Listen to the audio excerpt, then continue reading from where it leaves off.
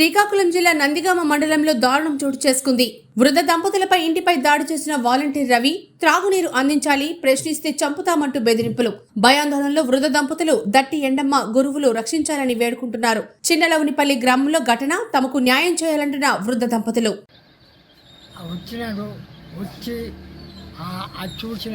చూసి పోలీస్ చేస్తున్నాను అన్నాడు, నీకు అరెస్ట్ చేస్తాను అనేసి తంతానని అన్నాడు.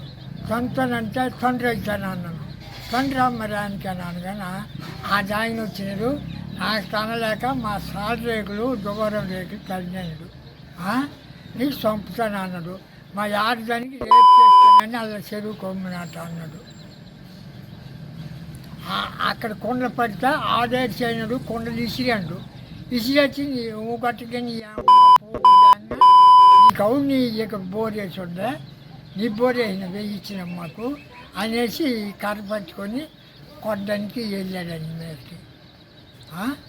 పెన్షన్ కాదు మొడ్డలు అన్నాడు.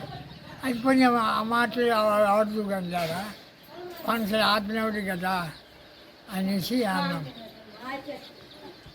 నాకు చంపుతాను అన్నాడు. మరి చెప్పినాను కదా, చంపుతాను అన్నాడు. అలా బోరికడికి ఈ బోరికడికి వెళ్ళాను అయ్యా. ఎలాగనా నీ అమ్మగా నీతిమైన నీళ్ళు పడతావని డొక్కులు ఇసిరాడు. అదొకటి అత్తలు ఆకటికి ఇసిరాడు. ఏమిరా ఇసిరినావు అన్నాను. నాకు ఇష్టం లేదు, నా బోరికడికి రోక అన్నాడు.